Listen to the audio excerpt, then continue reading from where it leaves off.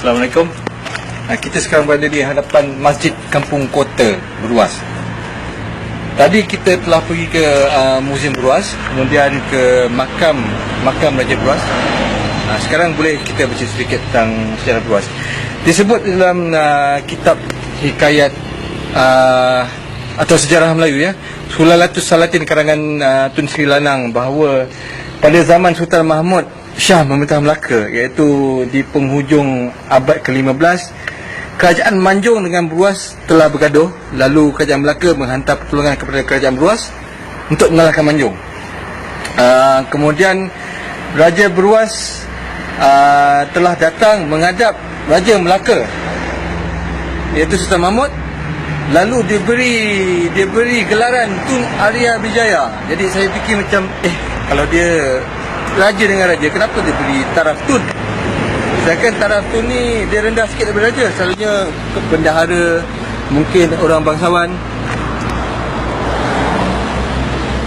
Ada disebut juga bahawa Kerajaan Beruas ni didirikan oleh seorang anak Raja Aceh bernama Malikul Mansur.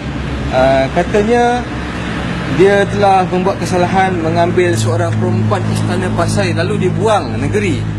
Dan semasa dibuang negeri itu, dia telah berlayar sampai ke satu kawasan. Dia melepas kepenat lelahnya di bawah pohon beruas yang serupa seperti pohon manggis hutan, lalu menamakan kawasan itu Beruas. Cuma ada sedikit perbezaan pendapat lah. Mungkin yang dikatakan Beruas zaman Malikul Mansur tu lebih dahulu, sebab ia sebelum Melaka. Orang belum masuk lah. Tapi apa pun tak apa. Cuma kita nak cerita tadi, tempatnya ada sejarah sendiri. Bila masuk zaman Melaka, mengikut kajian saya, yang memerintah adalah keturunan lain, bukan keturunan Malikul Mansur. Kerana Malikul Mansur kemudian balik ke negerinya di Aceh, lalu berangkat seorang sahabatnya bernama Syamsul Bahrain sebagai raja. Jadi di hadapan sana memang ada bukit, nama dia Bukit Syamsul Bahrain. Kemudian katanya apabila Syamsul Bahrain meninggal, digantikan lagi seorang sahabat namanya Daik Ismail, sebelum negeri Beruas diserang oleh Angkatan Siam. Lepas tu habis cerita dia. Masuklah zaman Melaka.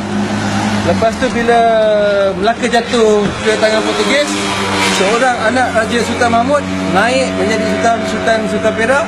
Lalu Beruas berada di bawah pemerintahan Perak. Begitulah ceritanya. Nampaknya dah